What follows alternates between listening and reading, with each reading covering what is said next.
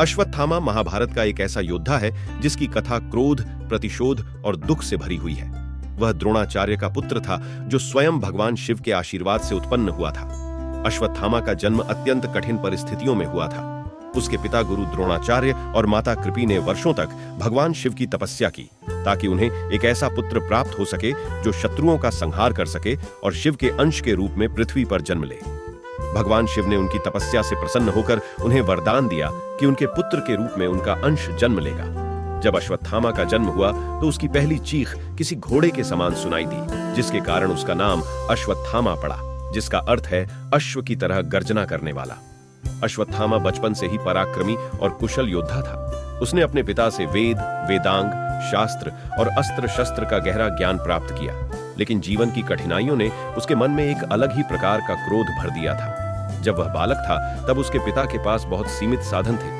कभी कभी उसके पिता को अपनी आर्थिक स्थिति के कारण कठिनाइयों का सामना करना पड़ता था। एक घटना के अनुसार जब अश्वत्थामा को दूध पीने की इच्छा हुई तो कृपी ने उसे आटे में पानी मिलाकर दिया, क्योंकि उनके पास दूध नहीं था। यह घटना अश्वत्थामा के मन पर गहरी छाप छोड़ गई और इसी वजह से वह समाज के प्रति कटु और प्रतिशोधी हो गया। उसके मन में यह जिद बैठ गई कि वह अपने पिता का नाम ऊंचा करेगा और उन लोगों को पराजित करेगा जो उसके परिवार का अपमान करते हैं। अश्वत्थामा का जीवन अत्यंत कठिन था, लेकिन उसकी परीक्षा महाभारत के युद्ध में आरंभ हुई। जब कौरव और पांडव दोनों पक्षों ने युद्ध की घोषणा की तो अश्वत्थामा ने अपने पिता के साथ कौरवों का पक्ष चुना। उसकी यह निष्ठा और विश्वास कौरवों के प्रति मजबूत था। महाभारत के युद्ध के दौरान उसने अनेक बार अपनी युद्ध कौशलता का प्रदर्शन किया और कई पांडव योद्धाओं को पराजित किया। विशेष रूप से अर्जुन के साथ उसका संघर्ष बार बार हुआ, लेकिन वह अर्जुन के समान शक्ति और कौशल का मुकाबला नहीं कर सका। युद्ध के मध्य में जब द्रोणाचार्य का वध हुआ तो अश्वत्थामा के जीवन में दर्द और क्रोध की सीमा पार हो गई। उसे यह पता चला कि उसकी पिता का वध कुटिलता से हुआ है और वह इस बात को सहन नहीं कर पाया। उसने संकल्प लिया कि वह पांडवों से अपने पिता की मृत्यु का प्रतिशोध लेगा।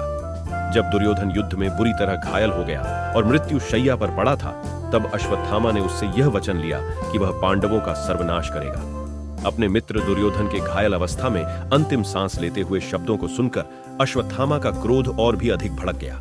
उसने भगवान शिव की आराधना की और एक घोर तपस्या में लीन हो गया।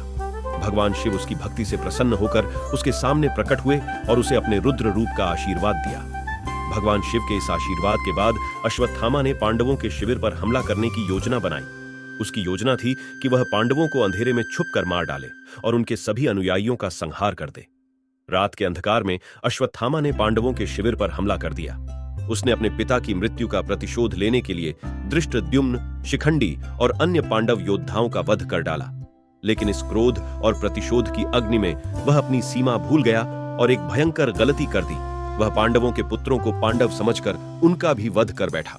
अश्वत्थामा ने इस अंधी प्रतिशोध की आग में अपने निर्णय को भुला दिया और वह पूरी तरह से अधर्म के मार्ग पर चला गया। सुबह होने पर जब पांडवों ने अपने शिविर में यह भीषण दृश्य देखा तो उनके हृदय टूट गए। उन्हें अपने पुत्रों के शव देखकर अत्यंत क्रोध आया और उन्होंने अश्वत्थामा को दंडित करने का संकल्प लिया। पांडवों ने अश्वत्थामा को पकड़ने का निर्णय लिया और इसी बीच अश्वत्थामा ने एक और भयानक कदम उठाया। उसने ब्रह्मास्त्र का संधान कर दिया। ब्रह्मास्त्र एक अत्यंत विनाशकारी अस्त्र था जिसका उपयोग केवल अपार संकट में ही किया जाना चाहिए था, लेकिन क्रोध और प्रतिशोध में अश्वत्थामा ने इसे बिना सोचे समझे प्रयोग कर डाला। जब अर्जुन ने देखा कि अश्वत्थामा ने ब्रह्मास्त्र छोड़ दिया है तो उसने भी अपने ब्रह्मास्त्र का संधान किया। दोनों ब्रह्मास्त्रों का टकराव पृथ्वी को नष्ट कर सकता था। तभी वहां भगवान वेद व्यास प्रकट हुए और उन्होंने अश्वत्थामा और अर्जुन को अपने अपने अस्त्रों को वापस बुलाने का आदेश दिया। अर्जुन ने अपने ब्रह्मास्त्र को वापस ले लिया, लेकिन अश्वत्थामा के पास इसे वापस बुलाने का ज्ञान नहीं था। तब वेद व्यास ने अश्वत्थामा को आदेश दिया कि वह इसे किसी निर्दोष स्थान पर छोड़ दे, लेकिन अश्वत्थामा ने अपनी प्रतिशोध की भावना में इसे उत्तरा के गर्भ में स्थित अभिमन्यु के पुत्र पर निर्देशित कर दिया। भगवान श्री कृष्ण ने अपनी दिव्य शक्ति का उपयोग करते हुए अभिमन्यु के गर्भस्थ पुत्र की रक्षा की और उसे मृत होने से बचाया।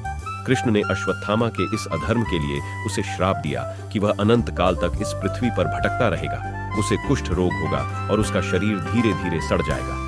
उसकी दिव्य मणि को उसके सिर से निकाल दिया गया, जो उसकी ताकत का प्रतीक थी। कृष्ण ने कहा, तुम अमर रहोगे, लेकिन तुम्हें ऐसी पीड़ा झेलनी पड़ेगी जो मृत्यु से भी भयानक होगी। लोग तुमसे घृणा करेंगे और दूर भागेंगे।